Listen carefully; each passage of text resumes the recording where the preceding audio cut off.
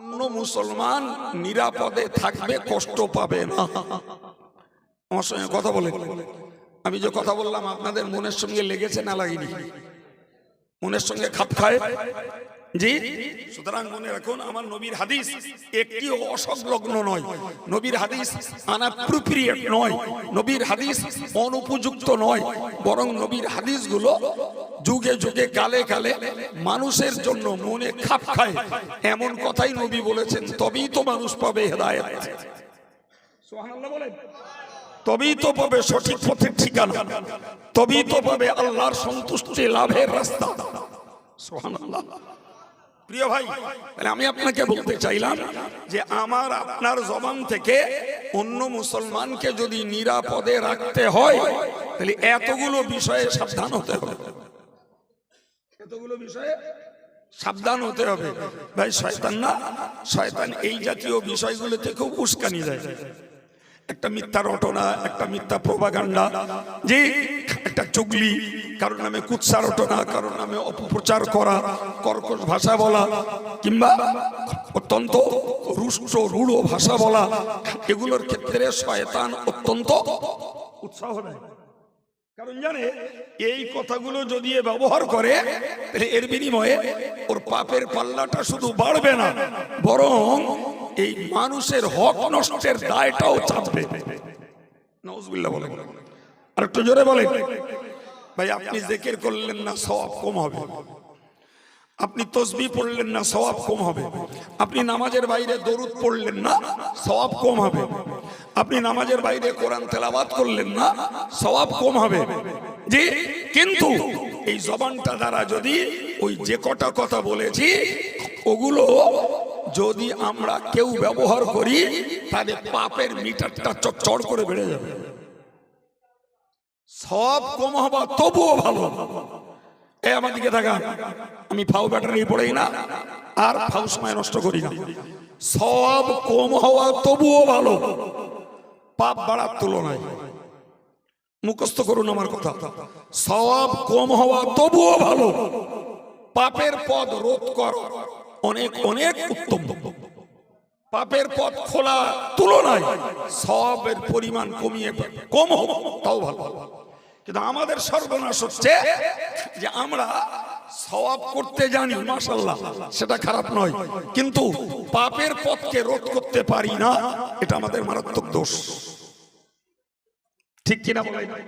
এই জন্য আমি মাঝে মাঝে বলি, ভাই শুধু সাধারণ লোক না রে ভাই, অনেক ভেকধারীরাও রয়েছে ধর্ম করতে জানে, ধর্ম বোঝে না। ধর্ম করতে জানে, ধর্ম বোঝে না। ফর এক্সাম্পল, কেউ যদি কেতাদরস্ত নামাজ পড়ে, খুব চ্যাম্পিয়ন নামাজ পড়ে এবং একাগ্রতার সঙ্গে রোজা করে, পক্ষান্তরে ওই লোকটা মানির মানহানি করে। কি করে? মানির মানহানি করে। আপনি জানেন কারো সম্মান হানি করলে যে লোকটা করে তার নামাজ রোজা পর্যন্ত আল্লাহর কাছে কবুল হয়। কি বলবেন? সুবহানাল্লাহ বলবেন? বলেছেন তো দু একজন, বেশ একটু জোরে বলেন নাউজুবিল্লাহ। যে সর্বনাশের জন্য আমার নামাজের মতো শ্রেষ্ঠ ইবাদত ধ্বংস হবে, রোজার মতো শ্রেষ্ঠ আমলটা বরবাদ হয়ে যাবে, এ সর্বনাশ হলো মানির মানহানি করা, সম্মানী ব্যক্তির সম্মানকে লুণ্ঠিত করা। ভাই এ দোষের মানুষ চার দোকানে, ক্লাবে, কিংবা আড্ডার মাচায়, মার্কেটে মাঝে মধ্যে খুঁজে পাওয়া যাবে না। যাবে শোধরাবো কবে? আজরাইলের দেখা হলি শোধরানো তো যাবে না, শোধরানো যাবে না মিয়া। তুমি জিকির করনি, সওয়াব কম হয়েছে। তুমি গালি দিয়েছো, সম্মান হানি করেছো, মিথ্যা অপপ্রচার করেছো, নিশ্চিত করে তুমি মনে রাখো শুধু পাপ করনি, যার নামে এটা করেছো তার হক নষ্ট করেছো, তার কাছ থেকে ক্ষমা নেওয়া লাগবে। তুমি কত বড় পীর, কত বড় পীরজাদা, কত বড় মাওলানা, কত বড় সার্ভিস হোল্ডার, চাকরিজীবী, তোমার খবর আছে। ওই সমস্ত মানহানির দায় তোমাকে মিটিয়ে তবে তোমার আল্লাহর কাছে জান্নাতে যাওয়া লাগবে। ততক্ষণ দেখা যাবে তোমার আমলের পত্র খালি চাপছে, অন্যের ঘোড়া, অন্যের গোনা তোমার ঘাড়ে। এত বুদ্ধিমান হওয়া ঠিক না, এত বুদ্ধিমান হওয়া ঠিক না, এত পাণ্ডিত্য দেখানো ঠিক না। পাণ্ডিত্যের বহার আছে, বুদ্ধিরও একটা সীমা আছে। প্রিয় ভাইরা আমার, আমি কি কথা বলছিলাম? একটি কথাও যদি আমার হাদিসের সংলগ্ন ব্যাখ্যার বাইরে যায়, অপরাধ স্বীকার করে বাড়ি যাব। কাইম সাহেবের অত মান সম্মান নেই।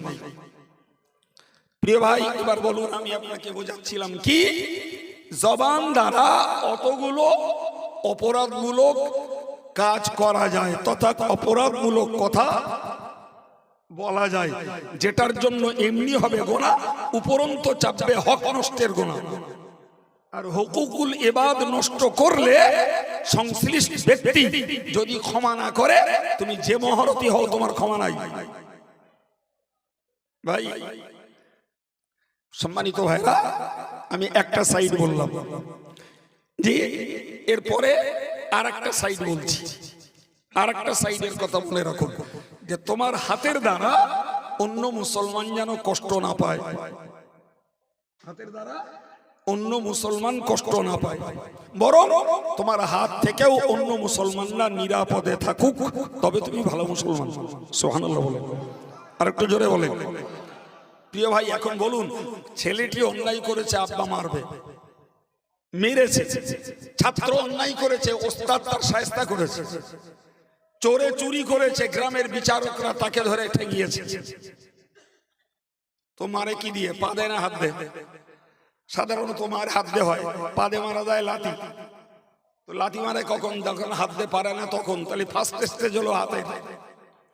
তাহলে বাপ মারলো বাচ্চাটাকে, শিক্ষক মারলো ছাত্রটাকে, গ্রামের বিচারকরা মারলো চোরটাকে।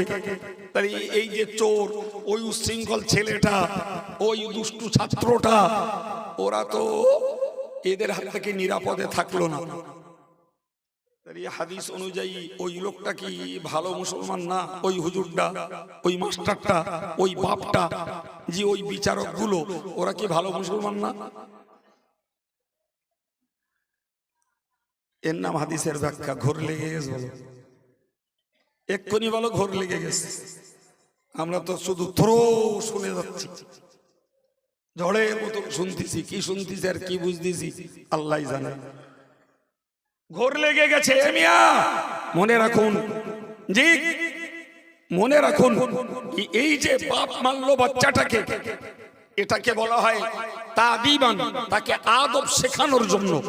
মাস্টার মারলো তাকে, ছাত্রটাকে তাদরিসান, তাকে পড়ানোর জন্য। সমাজের লোকেরা চোরকে মেরেছে, ওটা সিয়াসাতান, ওটা হলো রাষ্ট্রীয় বিধি ব্যবস্থা। যদি এই অসামাজিক লোকদেরকে শাস্তি না দেওয়া হয়, তাহলে সমাজকে তারা আরো উচ্ছৃঙ্খল করবে।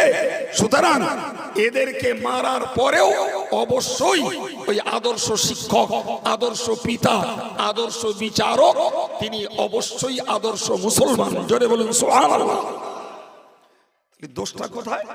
দোষটা হলো অন্যায় ভাবে কারোর প্রতি মারা, অন্যায় ভাবে এই হাত দ্বারা কিছু করা। তাই তাহলে মেরে, একজন মানুষকে অন্যায় ভাবে মেরে আমি ভালো মুসলমানিত্বের গণ্ডির বাইরে যেতে পারি হাদিস অনুযায়ী। আমি আর ভালো মুসলমান না, যেহেতু অন্যায় ভাবে অন্যের প্রতি অত্যাচার করেছি। আমি এই হাত দিয়ে কলম ধরে লিখলাম, এই হাতের কাজ, কলম দিয়ে লিখলাম, ভাই সেই লেখনীটা আমি অফেন্সিভ কিছু লিখতে পারি। নাউজুবিল্লাহ বলেন। জানেন তো যে 10 ফোঁটা কলমে সারা বিশ্বে আগুন জ্বালিয়ে দেওয়া যায়। আরে 10 ফোঁটা ফলিডল খেলে একটা মানুষ সাধারণ যুক্তিতে মরে না, আল্লাহ হায়াত ফুরিয়ে দিলে আলাদা জিনিস, কিন্তু 10 ফোঁটা কালি খরচা করলে সারা দুনিয়াময় আগুন জ্বালিয়ে দেওয়া যায়। বিশ্বাস হয় আমার কথা? এ কাজ করতে পারে? বলেন বলেন বলেন। এই হাতের লেখনী, এই হাতের লেখনী। তাহলে আমি যদি আমার হাত দ্বারা অন্যায়, অকথা, কুকথা, মিথ্যা কথা যদি লিখি তাহলে যে মুসলমানদের এগেইনস্টে ওই কলমটা যাবে নিশ্চিত সেই মুসলমান তোমার হাত থেকে নিরাপদ নয়।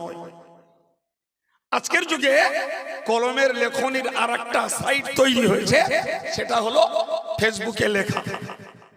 আমি ফেসবুকে এখানে বসে কারোর নামে মিথ্যা কথা লিখলাম, কারোর নামে মিথ্যা ফতোয়াবাজি করলাম, কারোর নামে কুৎসার উঠিয়ে দিলাম। ভাই, সারা পৃথিবীর প্রবাসী আর স্বদেশী সকল বাঙালির কাছে লেখাটা পৌঁছে গেল। প্রিয় ভাই, এ কাজ করার আজকের যুগে রেকর্ড আছে না নাই?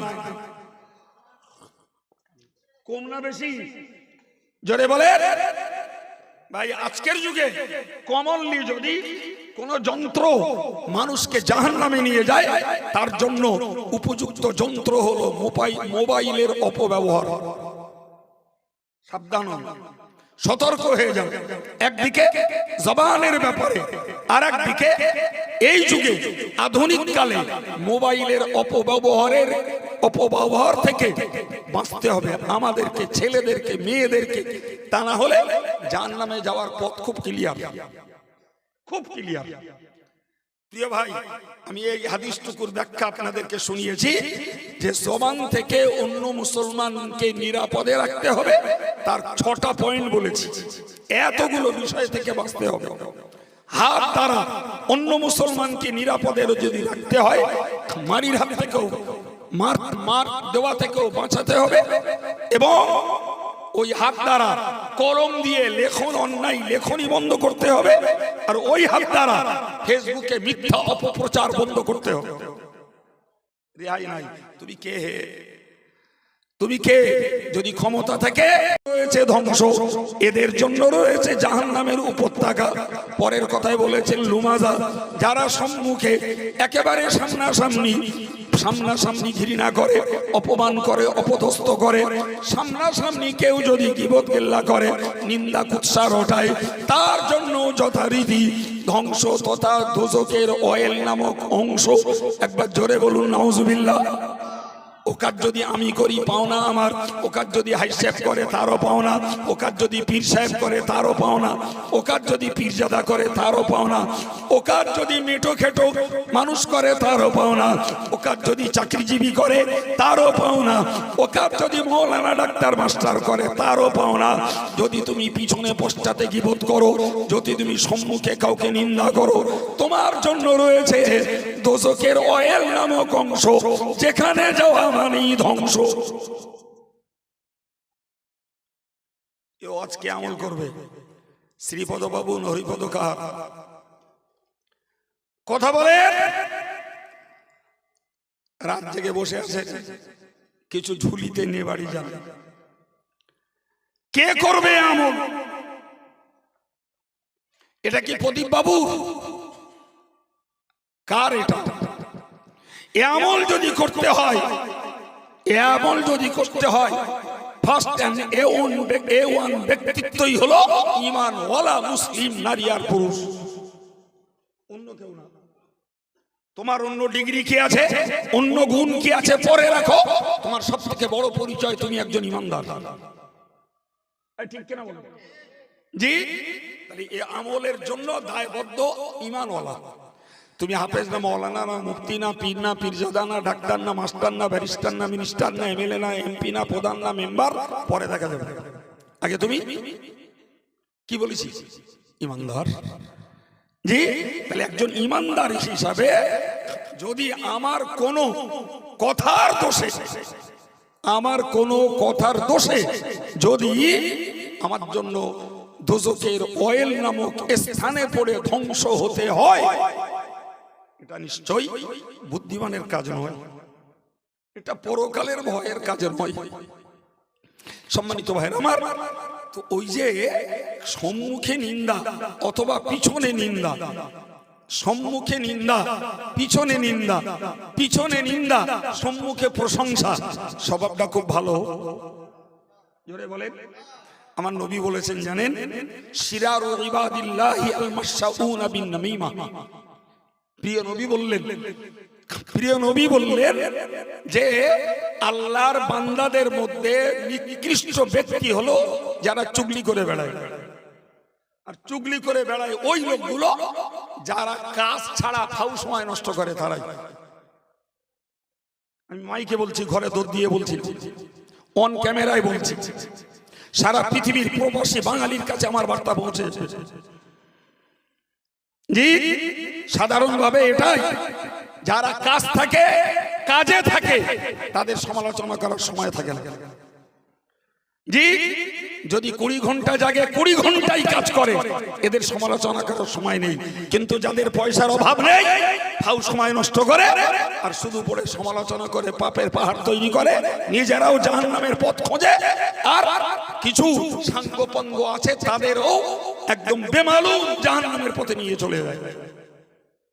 ওরা বুঝতে পারে না। ভুল বলছি বলেন?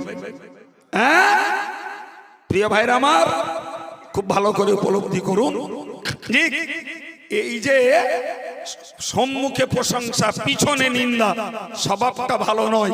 নবী বললেন, আল্লাহর বান্দাদের ভিতরে ওরাই হলো নিকৃষ্ট, যারা যারা ইন্ডিকেট করে, চিহ্নিত করে কথা বলে, অথচ সামনে বলে না, পিছনে বলে, এরা নিকৃষ্ট। নাম্বার 2, আল্লাহর নবী বলেছেন, আল মুফাররিকুনা বাইনাল আইবা। হুজুর বলেছেন, ওই লোকগুলো খুব মন্দ লোক যারা কথা লাগান ভাগান করে, ওই লোকগুলো মন্দ লোক যারা কোটনামি করে, দুজন বন্ধুর মাঝখানে ফাটল ধরিয়ে দেয়, দুজন প্রিয় মানুষের মাঝখানে সেখানে পাঁচিল তুলে দেয়, দুজন মহব্বতের মানুষের মাঝখানে চিড় ধরিয়ে দেয়। হুজুর বলেছেন, এরাই হলো নিকৃষ্ট লোক। এ আসামি আছে না নাই? কে তুমি ভাই? আমার দেখার দরকার নেই। আমি ইন্ডিকেট কাউকে করি না, হেদায়েতমূলক কথা বলি, আর এইটাকে বুঝি জি, বললো কথা সবার মাঝে, যার কথা তার গায়ে বাজে। তুমি যদি মনে করো এ দোষ আমার আছে, সোজা হয়ে যাও ভাই। আর তোমার কলমে যদি থাকে আব্দুল কাইয়ুমের এই দোষ আছে, তাহলে তোমাকে অবাধ অনুমতি রইল, আমাকে বলবে ভাই তোমার এই দোষটা আছে, হার্ড আনসার চেষ্টা করব শুধরে যাওয়ার। জি প্রিয় ভাইরা আমার, নাম্বার 3, আরো একটা মারাত্মক কথা নবী বলেছেন, আল বাগুনা লিল বারাইল আরাব। রাসূল বলেছেন, যারা নির্দোষ মানুষদের দোষ খুঁজে বেড়ায়, এরাই হলো নিকৃষ্ট ব্যক্তি। কি চ্যাম্পিয়ন নবীর কথাগুলি, বাস্তবের সঙ্গে 100 না, ওভার 100% অ্যাপ্রোপ্রিয়েট। 100 ভাগের ঊর্ধ্বে এই কথাগুলো বাস্তবের সঙ্গে সম্পূর্ণ উপযুক্ত। জোরে বলেন, রাসূলের কি বক্তব্য? আল বাগুনা লিল বারাইল আরাব, নির্দোষ ব্যক্তিকে দোষ সন্ধান করে বেড়ানো। কিছু লোক আছে না, কিছু লোক আছে না, জি, সেই কথাই বলে না, চালন বলে, ধুসনি তুমি নাকি সাদা। বাংলা বুঝতে পারেননি? এই চালন আর ধুসনি বোঝেন? আমার মারা ভালো বোঝে। জি, তো চালন ধুসনি বলতেছে, তুমি নাকি সাদা। আচ্ছা, চালন কি সাদা না জমাট? চিল্লে বলেন না। হ্যাঁ, চালন নিজেই তো সাদা, তো ধুসনির বলে কি করে? হ্যাঁ, এই জন্য জ্ঞানীরা বলেছেন, জি, ফিকা উয়ুবুন ওয়ালিন নাসি উয়ুন। তুমি, তোমার মধ্যেও দোষ আছে আর লোকেরও চোখ আছে। বলো, তোমার মধ্যেও দোষ আছে আর লোকেরও চোখ আছে। বলো, সুতরাং তোমার দোষটাও লোকে জানে। বলো, কেউ ভদ্রতায়, সভ্যতায়, বিনয়, নম্রতায়, আল্লাহর ভয়ে তোমার দোষ বার করে না, এটা ভিন্ন জিনিস। কিন্তু লোকের চোখ আছে, তোমার কি দোষ সেটাও বলো, লোকে দেখে। আরে বাবা, তুমি আমার নামে গালি দিলে, এর বাচ্চা, তার বাচ্চা, মাতালের ছেলে, জেনা করে ছেলে, ইত্যাদি ইত্যাদি গাল তুমি দিলে আমার নামে, যা ইচ্ছা ফেসবুকে লিখে দিলে, চলে গেল। জি, আমি পাল্টা আমার ভদ্রতায়, আমার সভ্যতায়, আমার বিনয়, আমার নম্রতা, আমার খোদা ভীতিতে ওই গাল তোমাকে ফেরত দেব না। কিন্তু তৈরি থাকো, তোমার গালির জবাব তোমাকে দেওয়া লাগবে। জবাব না দিতে পারলে সওয়াবটা আমার দেবা, আর সওয়াব না থাকে আমার পাপটা তুমি নেবা। Line clear? কোনো টেনশন নেই, কোনো টেনশন নেই। যত বড় বলো আর যত বড় লেখো। জি প্রিয় ভাইরা আমার, ছেলেরা, জওয়ানেরা, যুবকেরা, আমি আন্তরিকভাবে হেদায়েতমূলক কথার জন্য বর্তমান কালে প্রচলিত আষ্টে পৃষ্ঠে বিজড়িত পাপে জড়িত কাজ থেকে বাঁচাতে চাইছি। বাঁচাতে চাইছি ভাই। তো আপনাদেরকে অনুরোধ করলাম যে আমরা জবান সামলাই, হাতটাকে সংযত করি এবং মনে রাখি আমরা সম্মুখে প্রশংসা করতে যাব না, সম্মুখে নিন্দাও করতে যাব না। আবার সম্মুখে প্রশংসা করে পিছনে নিন্দা করে নিকৃষ্ট সৃষ্টিতে গণ্য হব না। বলুন ইনশাআল্লাহ। আর একটু জোরে বলুন ইনশাআল্লাহ। রাসূলের ওই তিনটে কথা মনে রাখুন। যারা চগলখড়ি বেড়ায় এরা নিকৃষ্ট, যারা বন্ধু বান্ধব আপনজনের মাঝে কথা লাগান ভাগান করে ফাটল ধরায়, কান কামড়ানি দিয়ে ন্যায় আর সত্য থেকে মানুষকে বিচ্যুত করে দেয়, আর যারা নির্দোষ ব্যক্তির দোষ খুঁজে বেড়ায়, এই তিন শ্রেণীর লোককে রাসূল বলেছেন নিকৃষ্ট। এখন তুমি বড় জামাওয়ালা, টুপিওয়ালা, দাড়িওয়ালা, তসবিওয়ালা, নামাজি, বক্তা, ভক্ত, চাকরিজীবী, ডাক্তার, মাস্টার, XYZ ভাই যেই তুমি হও না কেন, নিশ্চিত তোমাকে মনে রাখা দরকার আমার নবী যে সার্টিফিকেট দিয়েছেন, জি তোমার এই গুণগুলির পরেও ওই সার্টিফিকেট তোমার নিতে হবে। কি সেটা জোরে বলেন? কি নিকৃষ্ট? কি সার্টিফিকেট? যে আল্লাহ মানুষকে সৃষ্টি করেছেন ওই আল্লাহ মানুষকে বলেছেন যাদের অন্তর আছে বোঝে না, কান আছে শোনে না, চোখ আছে দেখে না, উলাইকা কাল আনআম, তারা চতুষ্পদ জন্তু, জন্তুর মতো, বালহুম আদাল, চতুষ্পদ জন্তুর থেকেও খারাপ। জি, তাহলে যে আল্লাহ মানুষ সৃষ্টি করেছে সেই আল্লাহ বলছে এরা চার পেয়ে জানোয়ার। কান নামে গাল দেবেন, কান নামে, কান নামে গাল দেবেন। মানুষের কর্মদোষে চার পেয়ে জানোয়ার বলেছেন কে? ভয় লাগবে আপনাদের? বলেন। আমার গায়ে তো গোস্ত কীর্তনী, হাড়ের গায়ে চামড়া জড়ানো, আপনাদের কথা শুনে হচ্ছে জুজুর ভয় লাগবে। একটু চিল্লে বলা